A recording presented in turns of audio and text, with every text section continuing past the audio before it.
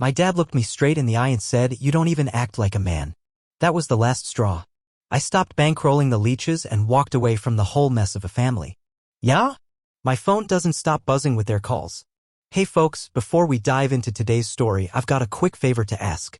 Lately, the channel's been losing some steam, and if you want to help keep it alive, one of the best things you can do is hit that subscribe button.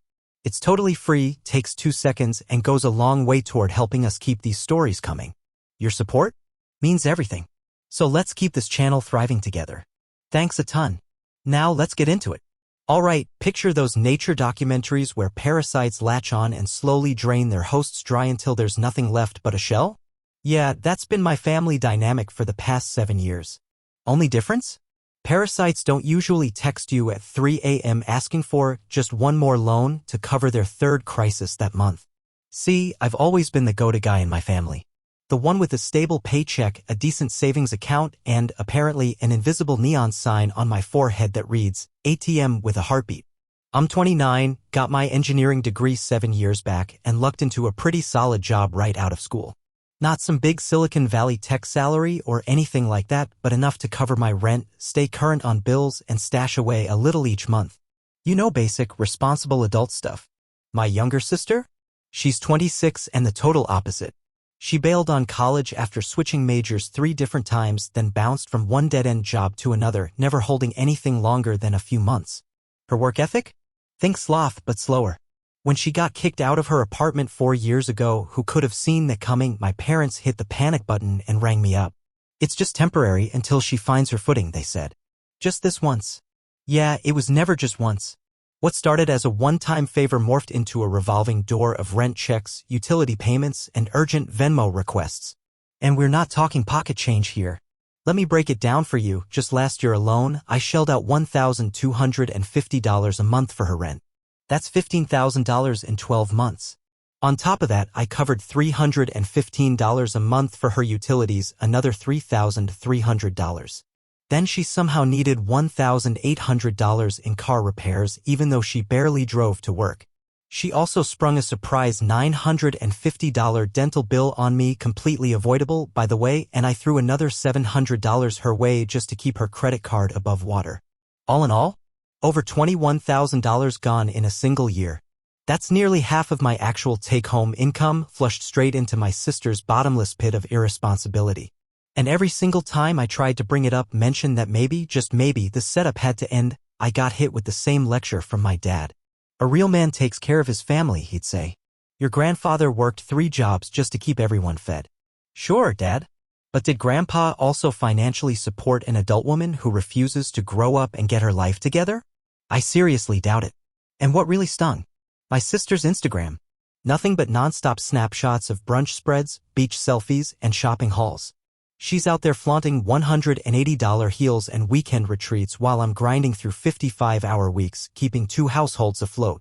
Meanwhile, I've been putting off buying my first home, skipping vacations, and watching my social life wither because I'm always working overtime. Even my buddies started jokingly calling me the Bank of James. Except, you know, it stopped being funny when that became my actual identity. But the real punch to the gut came when I overheard her chatting with her roommate, literally bragging, about how she manages her finances. Her exact words? I just ask my brother whenever I need something. She said that. Out loud. While I was standing there dropping off her damn car payment. And she didn't even flinch when she saw me. No shame. No apology. Just a shrug like, oh well. So why did I let it go on for so long? Honestly? Because it was easier than arguing. I'd say no, they guilt-trip me, I'd cave. Rinse. Repeat. Plus, I was doing well enough that covering her expenses didn't totally wreck me, just delayed my own dreams. I had plans, you know? I wanted a house with a garage. A real one. Somewhere I could finally build that woodworking shop I'd been dreaming about since high school. I've always loved working with my hands, crafting furniture, restoring things. Back in college, I bought a vintage 1981 Honda CB 750 motorcycle. Beautiful machine. Still sitting under a tarp in storage, untouched for the last 4 years. Every time I'd save up enough to get started on it, another one of her emergencies would roll in and eat through the budget. But everything changed last month. My dad's sister, my aunt, split from her husband and moved in with my parents. Just like that, I wasn't only expected to support my sister anymore. Now I was supposed to help bankroll renovations for my aunt's new living space too. Because apparently converting a spare bedroom just wouldn't do unless it had premium finishes and custom furnishings. So there I was at work late one Tuesday night when my dad calls. We need about $3,500 for the contractor, he says. Your mom thinks you should handle it since your sister is, still finding her way. Finding her way? She's 26.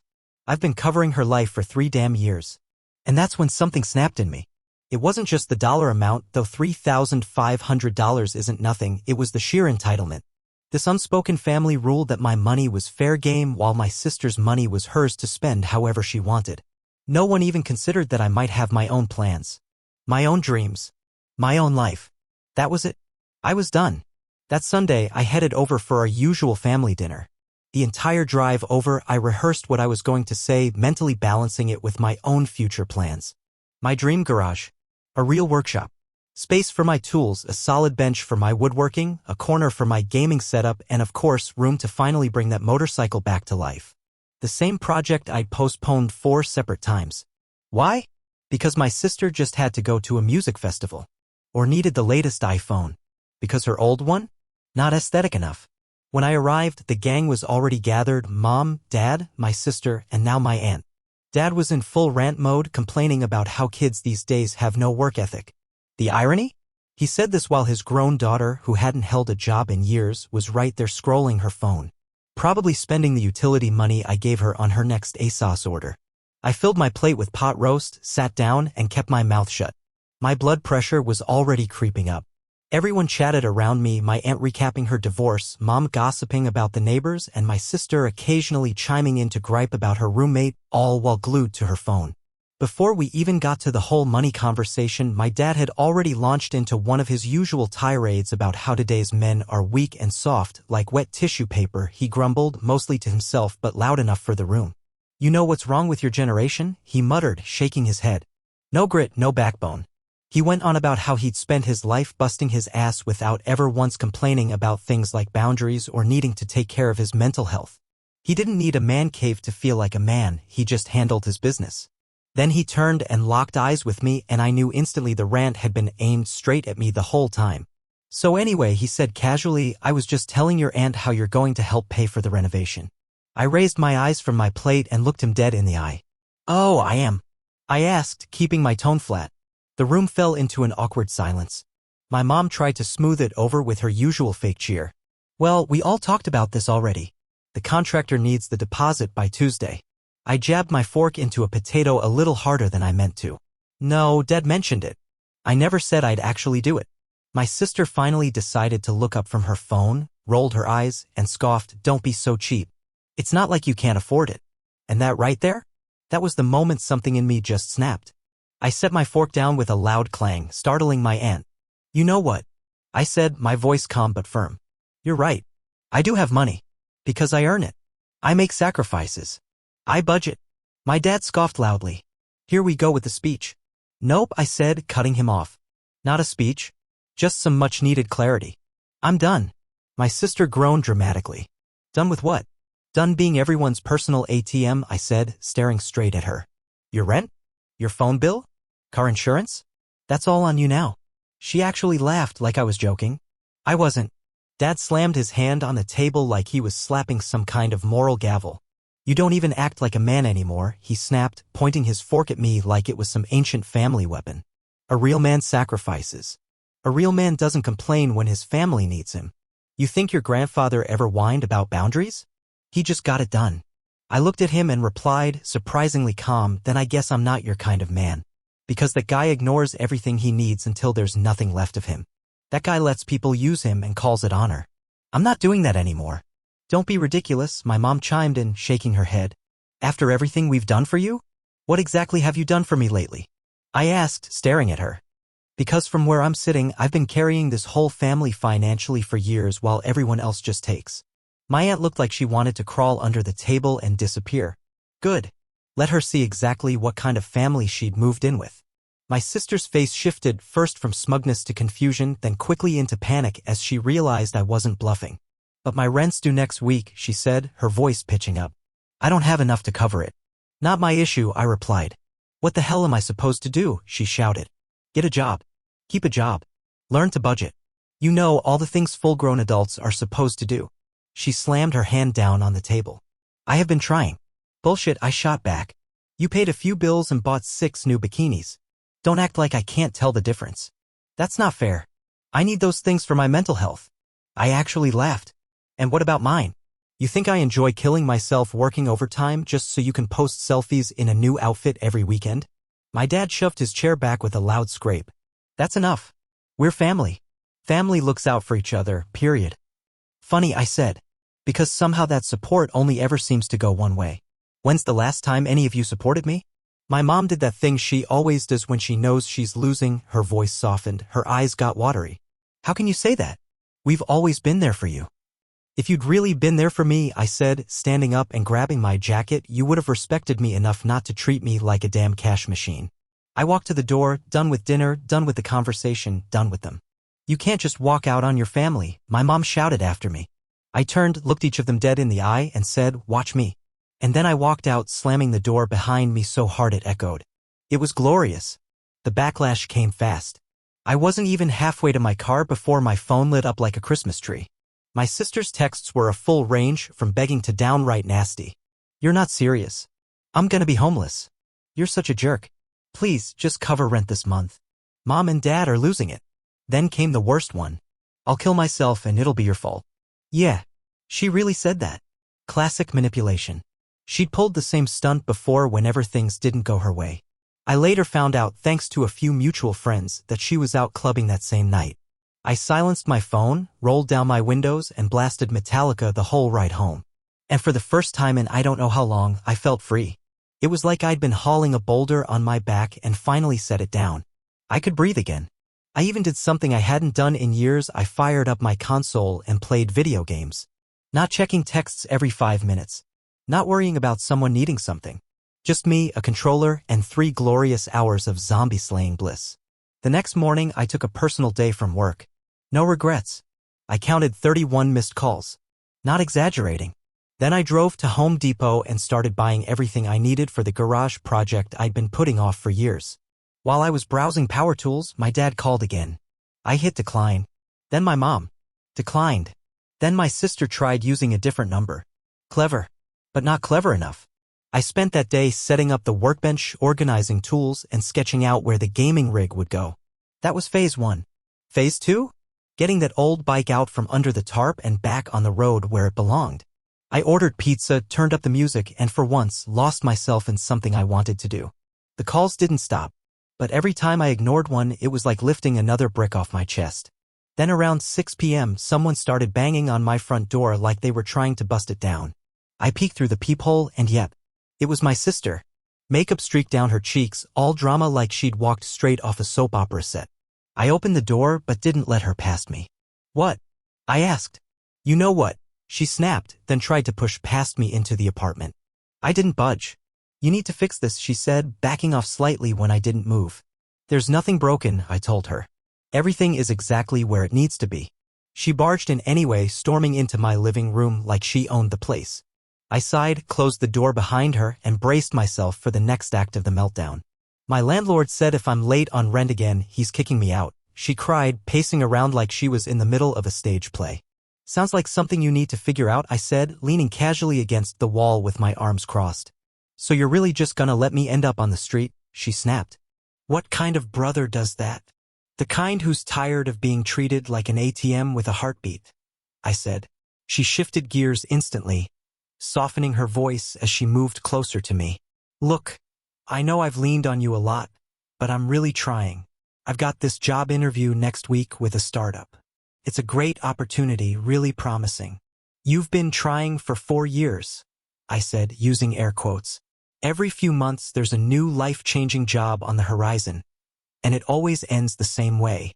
No follow-through, no job, just another handout. This time's different, she said quickly, eyes wide like she was trying to look sincere. They loved my resume. The salary's amazing. I just need a little more time to. Time's up. I cut her off flatly. Figure it out yourself. Her whole expression changed in a blink. The fake vulnerability disappeared like it had never been there. "You know what?" she hissed. "Dad's right. You're not a real man. A real man wouldn't abandon his own family." I actually laughed. A real man doesn't let himself get walked over for years on end. A real man knows when to draw the line and say enough is enough. "Screw you," she spat, grabbing her overpriced purse. The same one I probably funded without knowing it. "When I'm sleeping on a bench, I hope you feel real proud of yourself." As she stomped toward the door, I called out after her, "You've still got Mom and Dad's couch. Or crazy idea, get a roommate. Even crazier, get a job." She slammed the door so hard that one of my framed diplomas fell off the wall and shattered on the floor. I just stared at the cracked glass and thought, yeah, that tracks. I went right back to organizing my tools, grinning to myself. Later that night, the barrage of texts started rolling in, this time from my parents. "Dad, your sister's a wreck. What did you say to her?" "Mom, we didn't raise you to be this cold." "Dad again, call me. Now." "Mom again, she loves you. How can you be so cruel?" I didn't respond to a single one.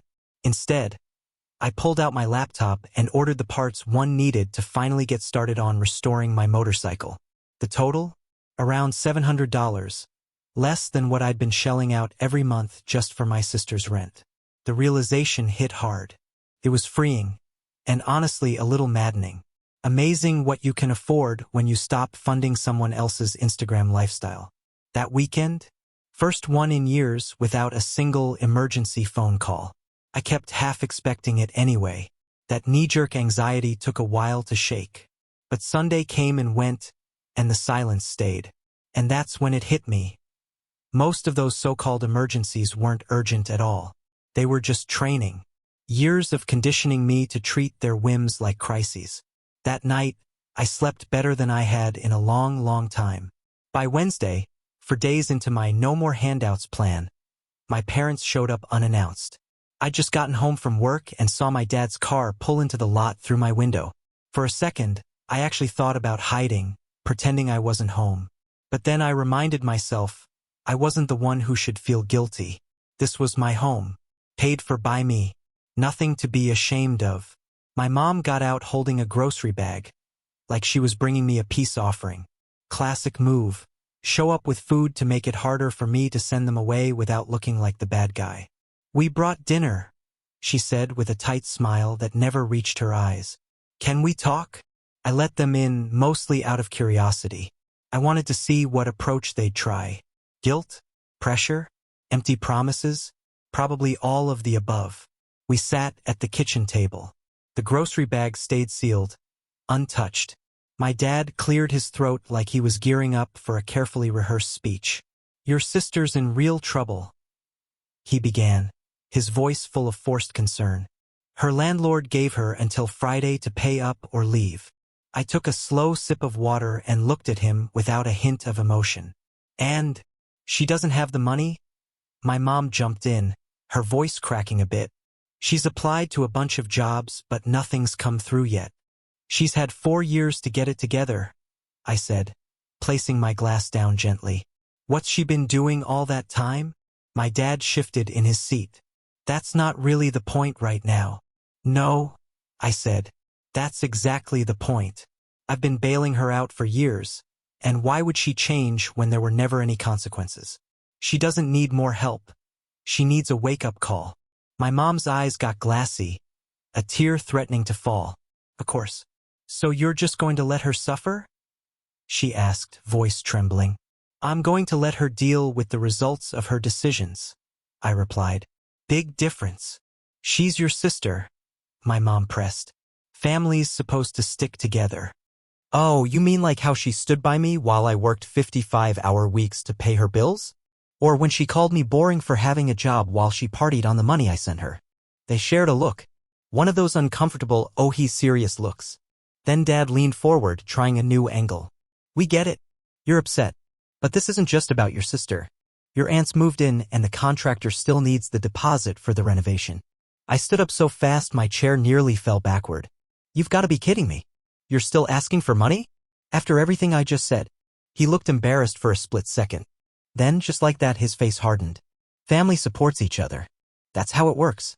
No, I said. That's how you think it works. In the real world, grown adults take care of their own stuff. My mom gave it one last try. Just help her one final time, just this month's rent. After that, we won't ask again. I actually laughed out loud. You've said that every month for years. Just one last time. At this point, I've lost track of how many last times there have been. This is different, Dad insisted. She's really trying now. Then prove it, I challenged. Show me the jobs she's applied to. Let me see a budget she's made. Give me something, anything, that says she's doing more than just saying words. They looked at each other again, clearly caught off guard. Well? I asked. My dad's tone snapped. What do you even need all that money for anyway? Some dumb tools? That death trap of a motorcycle? And there it was. The real resentment wasn't just that I'd stopped giving them money, it was that I might spend it on myself. Those so-called dumb projects? I said. They're mine. My time. My paycheck. My choice. So selfish, my mom muttered under her breath. I let out another laugh, but it was hollow this time. Selfish? I've given you over 30 grand in the last few years. You want to talk about selfish? Look in the mirror. You're sitting in my kitchen demanding more from the only person who's done anything for this family. My dad stood, face red and angry. We raised you better than this. I stared right at him. No. You raised me to be your safety net. That was it. I was done. They left without touching a single item in the grocery bag they'd brought as some last-ditch guilt trip. As the door shut behind them, I heard my dad mutter, "He'll come around." He always does. He couldn't have been more wrong. The next day, the full family guilt campaign kicked into gear. My phone lit up nonstop with calls from aunts, uncles, cousins I hadn't heard from in months, maybe years. My parents must have hit red alert and activated the extended family tree, painting me as the heartless monster who left his poor sister to rot on the sidewalk.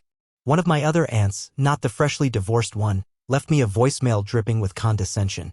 I've always thought of you as such a kind, compassionate young man. I'm just so disappointed that you'd abandon your sister when she needs you most.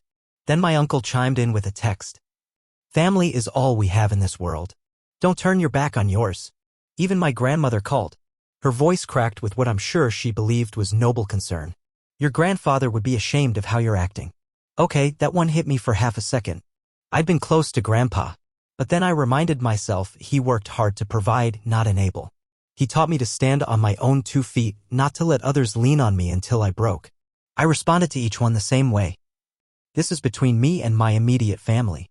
Thanks for your concern. Then I blocked them all. The only person who reached out without an agenda was my cousin Landon. Dude, what's going on? He texted. Your mom called my mom bawling about how you abandoned the family or some dramatic crap. I gave him the short version. Just the facts. His reply? About ing time, man. They've been draining you dry for years. It felt good to hear that. To know I wasn't completely crazy. At least one person got it. But the worst part? When they started showing up at my job. My sister waltzed into my office building during lunch and caused such a scene in the lobby that security had to escort her out. Then my mom magically bumped into me at the grocery store across from work.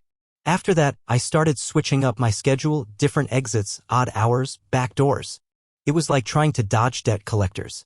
It was draining, but every exhausting moment only proved I was doing the right thing. A week passed. True to her landlord's word, my sister got evicted.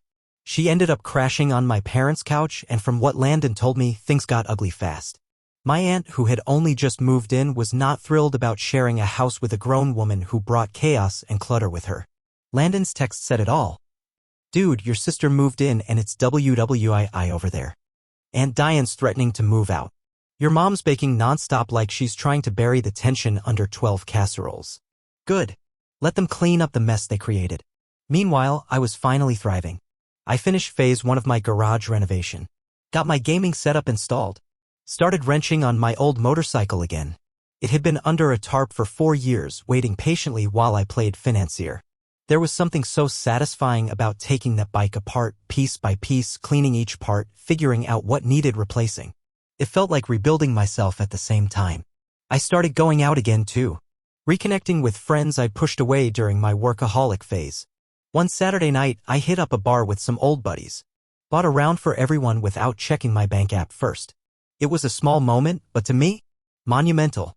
Then my phone rang. Unknown number. Normally, I'd let it go to voicemail. But for whatever reason, I picked up. Hello, this is Northeast Credit Union. We're calling about your sister's car loan. You're listed as a cosigner. The account is 45 days past due. Oh, crap. I'd completely forgotten about that. 2 years ago, I'd co-signed her loan so she could have a reliable car for job interviews. Spoiler, there were no jobs. How much is overdue? I asked, already bracing myself. $100 with late fees, the woman said. If it defaulted, it would wreck my credit, and now that I wasn't bleeding money every month, I was finally thinking about buying a house. Almost on cue, my phone buzzed again. Sister, bank called you yet? Bet you'll help now. That's when it hit me. This wasn't bad luck. This wasn't her slipping up in the chaos of eviction. This was calculated. She was holding my credit hostage. She wanted to force my hand. Bad move. I called the bank right back. I want to pay off the loan balance and transfer the title into my name. There was a long pause. Sir, you're a cosigner? Exactly. I'm paying it off. I'm taking ownership. How much to settle it completely? $7,900.75, she said. We can process it today. Do it, I said. And I want the title updated immediately. It was a big hit to my savings, but cheaper than supporting her another 8 months. And this time, I was actually getting something out of it. An hour later, my sister called, screaming, "They're taking my car." How could you do that? Not taking. Took, I said. It's mine now. I paid for it. I need that car. I need it. Should have paid the bill, I said calmly. How am I supposed to get around? What about job interviews? The same excuse. Again. I couldn't help but smirk. There's public transportation. Uber. Maybe a friend if you haven't driven them all away. You're the worst person I've ever met, she hissed. And yet I'm still the one you kept asking for help, I replied. Funny how that works. I hung up and blocked her number. Then I texted Landon. Let her know the car's being picked up tomorrow at 2 p.m. If she trashes it, I press charges. Next day, I had it towed from my parents' driveway straight to mine. I parked it next to the motorcycle. Both now mine. Both finally right where they belonged. Truth is, I didn't even need a second car. But I'd rather sell it or let it sit than let her keep leeching off me through my credit. Message delivered loud and clear. I wasn't playing their games anymore. And like clockwork, my parents responded exactly how I figured they would: angry voicemails, relentless calls, more distant relatives showing up in my inbox like emotional debt collectors. But something had changed. Where their manipulation used to leave me anxious, uncertain, even guilty, now? It just made me laugh. The more over the top their guilt trips got, the more convinced I was that cutting them off had been the smartest move of my life. Shockingly, my sister was the first one to crack. 3 days after I took the car, she reached out through email since I'd blocked every other avenue. I'm sorry for what I said. I was just upset. Can we please talk? I really am trying to get my life together. I have a job interview tomorrow, but I need my car back. I sent a 1-sentence reply. Show me 8 months of self-sufficiency and then we'll talk. She didn't answer. No reply. Nothing. 2 weeks went by. Then Landon texted me a screenshot of her new Facebook post. First day at the new job. So excited to start this next chapter. Retail gig? Mall? Probably minimum wage, maybe part-time. Wasn't exactly life-changing, but honestly, it was more than she'd done in years. I didn't feel guilt, not exactly. Something closer to cautious pride. Like maybe, just maybe, she was finally starting to do what she should have been doing from the start. But I wasn't about to let my guard down. Not after everything. One decent week of work couldn't erase 4 years of manipulation.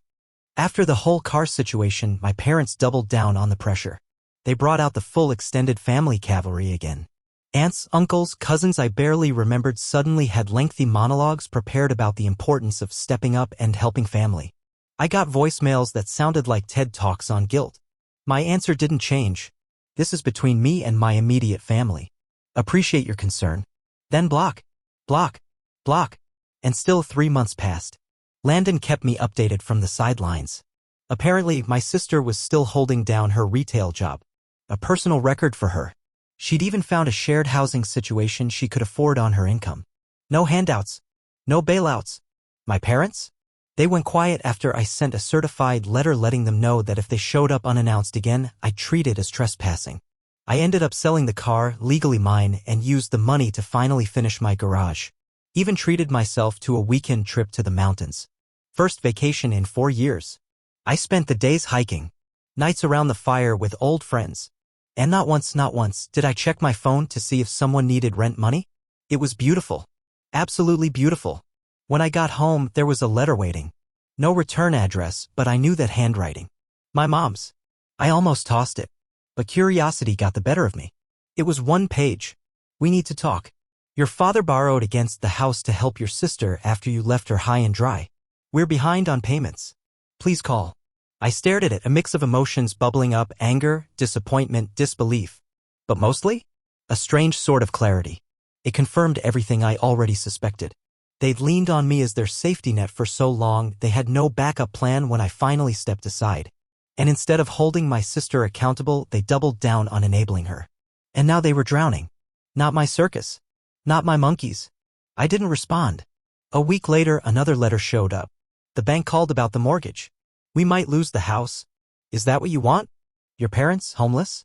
I read that one twice. Then I took a breath and sent a text to my mom's number, first direct contact in months. Being a man doesn't mean funding your bad decisions. It means setting boundaries. This one's yours. Then I blocked her again. That night, I sat in my finished garage. Cold beer in hand. My motorcycle gleamed under the LED lights. On the wall, I'd hung the first dollar I ever earned as an engineer. Next to it, a printout from my investment account showing how much I'd saved in just 3 months of not supporting other people's chaos. Enough for a down payment on my own house. I snapped a photo and uploaded it to my brand new, family-free Instagram account. Caption: Freedom isn't free, but damn, it's worth every penny. For the first time in my adult life, I wasn't dreading who might call next. I wasn't sweating over some emergency I didn't cause but was expected to pay for. I wasn't putting my dreams on hold so someone else could live in denial. I was just free. And the story? It's still being written. Landon tells me my sister's still working. She got promoted to shift manager. Apparently, she's even keeping up with her bills.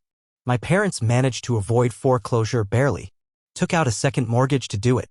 My aunt eventually moved out, sick of the chaos. Dad still hasn't spoken to me. But Mom sent a birthday card. No apology. Just a bland thinking of you message. Baby steps, I guess. As for me, I started dating again. Turns out women find it pretty attractive when you're not constantly broke and burned out trying to save everyone else. Best part? About a week ago, I ran into my sister at a local coffee shop. We locked eyes. It was awkward. Tense. I braced for impact. But she walked over. She looked different, calmer, more grounded.